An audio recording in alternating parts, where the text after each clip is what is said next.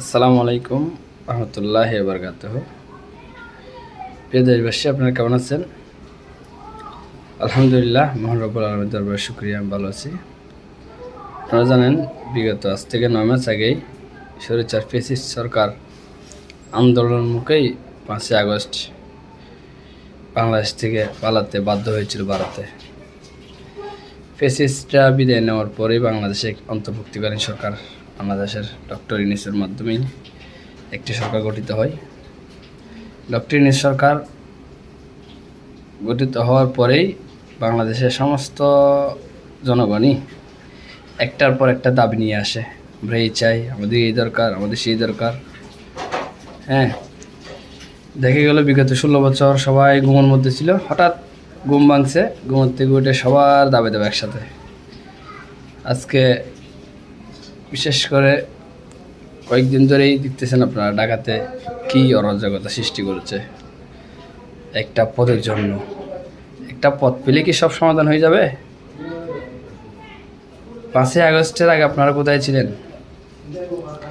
যে রক্তের বিনিময়ে এই স্বাধীনতা এসেছে, সেই স্বাধীনতা কি এমনি এমনি এসেছিল?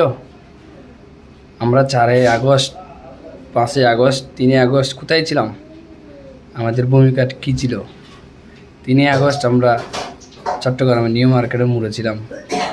4ই আগস্ট আমরা জামিয়াতুল ফালাহর সামনে ছিলাম। যখন 3ই আগস্ট আমরা নিউ মার্কেট মুড়েছিলাম, তখনই আমাদের এক বিশাল স্বাধীনতা। যখন 4ই আগস্ট আমরা জামিয়াতুল ফালাহর সামনে ছিলাম, তখন আমরা সম্মুখীন হই ফ্যাসিস্টদের মুখোমুখি গুলির সামনে। তখন আমাদের বাড়িতে ফিরে আসবো কি না তার কোনো নিশ্চয়তা ছিল না। যারা বাসার মধ্যে ঘুমাইছিল বিগত 16 বছর এবং 4ই আগস্ট পর্যন্ত, 5ই আগস্ট পর্যন্ত, তারা এখন বড় নেতা হয়ে গেছে। তারা বলে নিজেদেরকে, তারাই যদি ঘুমিয়ে থাকতো 50 বছরও নাকি ফ্যাসিস্টরা বিদায় হতো না। আজকে সে ঘুমন্ত বাগরা জেগে উঠেছে। বাংলাদেশের আনাচে কানাচে তারা দেশের জনগণের উপর নির্যাতন শুরু করে দিয়েছে। দেশের যে ষড়যন্ত্র চলতেছে, সেই ষড়যন্ত্র এখন এই সময় আছে আমাদের রুখতে হবে।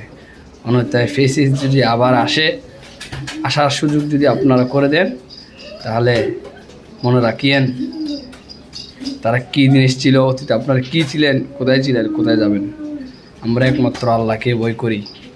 এসেছি দুনিয়াতে, অবশ্যই যেতে হবে, সেই পরোয়া করি না।